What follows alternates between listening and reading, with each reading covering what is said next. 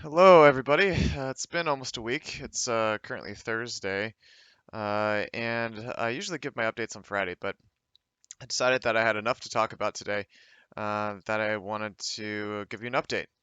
Um, so we're currently in a trade right now. I'm trading just a small $467 account. Now, this started out at 187, so it was $187, and then another 187 as well. I can't remember. Um, I don't know. I just don't want to do my math today. 187 plus 187. So it was about 374. Um, and right now, just in the last day, it's gone from that to 467. Now, what that looks like on my account is this right now, currently. So 44% profit or 25% profit this week. And I'm doing this just for fun. This is just a fun uh, small account where I had a little extra money left over at LMFX, and I'm going to see what I can do with it. I'm high risk trading it, and I don't care if I lose it. Um, and as you guys know, if I have a 50% drawdown, so half of 467, which is about 233 dollars, that means that they will remove my bonus and I'll likely get a margin call. So I have to be very careful of how I approach this trading if I want this account to survive. Uh, so uh, what this video update is going to give you today is kind of an idea of where I am with regulation, so getting certified as an official CTA, commodity trading advisor, uh, and what that process is and how far I've gone through so far. I'm also going to give you an update on my trading accounts, how things are going, and so on and so forth. There's a possibility that I may do a stream here and there. I know I said I didn't want to do my streams anymore, but I think it's kind of nice to inform you guys of what's happening. And also, since I'm trading a little bit more now, since my move is done, uh, I have a bit more time. So you probably noticed that things look different in the back. It's because I just moved to a new apartment, and it's only about 10 minutes away from my old apartment. Management was going downhill at the old place, and my wife and I decided that we needed to make a move. Um, and this place is a lot cheaper as well. So we kind of downsized after she got a raise, which is kind of odd, but she got a raise and we downsized. We were looking at saving money for either a business for her or just to save up for a house. But there's something that's new that's maybe what we could save for, and that is becoming that CTA that I was talking to you about. Um, so I think I'll get into that now, and then I'll talk about the trades that you're looking at on the screen a bit. But right now, uh, I just got this. Let's see if you can see it. Okay, yeah. So it's the NFA, so the National Futures Association. So I just got a letter about me signing up with them or making an account. It's free to register, and then this letter just showing me pretty much what my next steps are in this process um, in becoming an NFA. So I'm also going to have to be a member of the CFTC and a bunch of other other stuff as well. As you know, there's a lot of fees involved. I estimated about 3,000 in actual fees of the to become a CTA, but it gets a lot more complicated than that. It's been tricky to know where to find information about becoming a CTA, and knowing what information is correct and which is not. So I did a little bit digging online and found out about. I found a couple of lawyers that deal directly with CTAs and the process that goes along with that. I found that after talking and consulting with a couple of these lawyers, that it's probably wise to have a lawyer, because when you're dealing with other people's money and managing others' funds on behalf of them, it gets a little sticky, especially if you have losses. Most of the regulation things, laws out there, are to protect the client. So not me, not the trader. It's always to protect the client, and it allows the client to take action against the trader. And so it's really important that I try to minimize liability in all of this, and so that's why getting a lawyer is probably a good idea. Now, I found out that the estimated cost in the fees of becoming a CTA and the lawyer fees. So the lawyer would help me with an LLC, and also like risk disclosures as well, and how to make my monthly statements and send those out to the NFA and CFTC, which is something that is required for a CTA to do. So it's basically so they can track your performance, your records, and you're basically publicly listed. So somebody could go and check out my stats online, or by calling, and find out really how good of a trader I actually am. And so that's something that is a requirement. The total cost. Now this may be surprising to you guys. It's $8,000 to $10,000. $8,000 to $10,000 for everything. Lawyer fees, um, certification, certification, um, and everything on top of that. So right now I have a sponsor that's kind of helping push this through for me. But we were both unaware that there were going to be lawyer fees on top of that. So uh, we were thinking that it was going to be 3,000. No, it's 8 to 10. And so I'm going to see if my sponsor is okay with paying that additional those additional funds. If he is not, then we go to step 3, and that's to save money for it. I have to save 8 to 10 grand. But that's what we're in the news department for, right? Is because to save money for things like this that are important and then as a next step, either in my career or in my wife's career as well. So I hope that this is interesting to you guys. I don't know, maybe it's not, but I did want to cover that because I did tell you that I would cover that process of becoming certified, and where I am with that. So yeah, still in talks in negotiations with lawyers, trying to see if my sponsor will help in the payments of this, because it is really expensive and I can't afford that myself. Um, uh, Especially since I'm trying really hard to keep my funds in my account, and I don't want to withdraw more than $2,000 or $3,000 of this 15K, because the 2 to 3,000 is what I've profited it so far this year, and I don't want to just dip into my balance heavily. Um, so let's get into the trades now, since that's what a lot of you watch my streams for, and talk to you a little bit about this, a little bit more about this $467. Um, so I've profited close to $100 so far on this account, and you can see that this week has been 25% gain with a $93 profit. Yeah, nothing. $93 is nothing to cry home about, but it is still 25% on this small account, and you can see the difference. And I'm going to talk about those trades now, live on, not live, but in this video, to show you what I've done so far. Now, I've been trading this account with an intention to basket trade, but it's very high risk, the trades that I'm taking.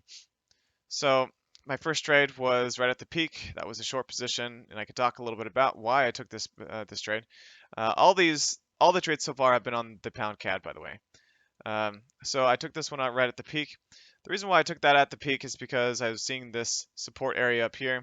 I also saw the inside candle here and decided to pick right at that peak area. And then it did shoot down from there. Now, my profit was only $6, which was pretty small. But it ended up being about 10 pips profit from here to here. And the next one, there was a bit of support down here, but the main reason why I took that trade was the support here, here as well. I saw this kind of action going on here. So this ranging. There wasn't a lot of volatility in the pound CAD at the moment. There was no inside candle set up here when I took the position, but you can see that it did bounce at that point. Okay, another kind of level play after that. See if I can mark it.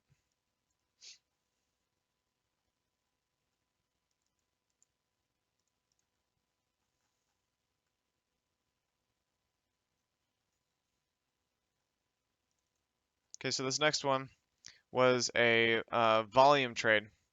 Now this one was a little bit different. Both of these were. As you can see, it shot down here. I entered a position and it bounced back up. So no inside candle set up there. No inside candle set up here. And so I held on to this position for a bit. I was looking for a re-entry. Nothing happened. There were no re-entry points there. And it did end up shooting up from there as well. So some drawdown on those two positions. They weren't the best taken trades, but I did hit about 7 pips profit on one. And the other one went about 25 pips in drawdown, and I took about 7 pips or so on that one as well. This one was a price action or candlestick entry. I liked the support down here, and then the dip here with a bullish engulfing candle setup here. Ended up buying there and took about 10 to 15 pips profit. Okay, so after that, I didn't take any more positions for a while, and then I took this one today. So this one is an inside candle setup, and I really like this trade, and the reason why I took it is because of the resistance up at the top, the wick on this candle here, and then the inside candle setup right after that is why I took that position. And there was multiple reasons why this trade was so good, and or at least in my mind, I felt like it was good, is because of the previous support level, the wick on this candle showing that there was some resistance. Sorry, I said this was the support, but it's resistance. So showing that there was some resistance here. So I was already getting a hint that there was resistance because of this wick candle, and then followed by the inside candle right after that. And then we had a small push down on the next candle, and it shot back up, hit that same level again, and then bounced back down. So why did this happen? Why did this go down a bit and then shoot back up? Well, this is a whole number on top of that. So right up here is a 7700 or 1.77. And so I thought that even if this went against me, there was still likely that we could find support here. So there were 3 reasons why I took this position. Resistance, well, actually 4. Well, technically 3. So I would count the wick and the inside candle setup as 1, and then the whole number on top of that. So really good setup for me for this to push down from there. And did shoot back up, went back down. Unfortunately, went back up after a bullish engulfing there, and then it shot back down. This is when I ended up taking the profit on the trade, and this was about a close to about 10% gain. And I took the profit here because of the resistance, the support here. I didn't want to wait for another inside candle setup because the pound CAD's type of personality. I'm probably going to close this trade out if this candle closes, by the way, where it is. But I didn't want to wait for an inside candle or for this to push further down because I didn't think that it would, given the ranging type of personality that's been going on the pound CAD the last while. So I only have about 2 more minutes to decide what I'm doing with this trade. But this one was great. It actually reversed right on that point and shot back up, hit that same resistance. So it's hit that level so many times now, and it could shoot again up to there and go back down. I think that it eventually is going to break this level up here. It will close above, and so I'm going to be very cautious of how I approach this any trades again at this level. All right. So far things have been going well. Good trade, good exit. I would say that some skill and some skill, but also some luck, as you guys know as well. All right. So another 2 minutes before I potentially close this out. I don't like this trade, this candle. Um, it's possible I could shoot back down here in the last minute or so. But right now it's not looking like it will. I will most definitely close this out if it doesn't shape up. All right, so right now I also have trades going in on the uh, my Oanda account, which is 15,000, and you can see the profits that have been taken on this one. I've had a couple of FIFO errors because of I'm using a secondary EA to close out my trades, and it's not closing. It wasn't closing them out correctly. So we had this basket here of 3 trades, and they were all supposed to close out in this area, but they all closed out at different times. Not a big deal. I ended up profiting 100 pips, which was $103 so far today, which is 0.68%. This account looks also pretty good, and this is how the progress on it. So we're at 29.66%. And that's been this week at 1.53%, which is $192. So pretty good. So far, we still have 2 days left. And it's been pretty smooth going up. And these have been my results since 2016 to 2017. And so I would say that this system, how many months are we in? 1, 2, 3, 4, 5, 6, 7. We're in 7 months now, which shows to you that this type of trading on with my specific pairs does have some long-term worth. And after 6 months, usually that's a good time to say that whatever you're doing, if it's working, there's a good chance that it may continue to work. All right, so I need to close this out. Oh, well, I can't close it out now. I'll wait for it to hit small profit and then close it out. Um, if it does. It looks like it's hitting that same level that we talked about again. So this level up here, it's getting close. So I want to close this out at break even. Oh, there we go. Oh, it looks like I closed it out. Oh, right at $0. All right, so that's fine. I don't mind. I did miss out on some profit because it was going down. But you know, a candle like that, doesn't look great when you're basically scalping. So I'll live to fight another day type of thing. So not a big deal. Okay. We currently have a trade on the Euro Pound, and this is an inside candle setup. I don't have the right chart up.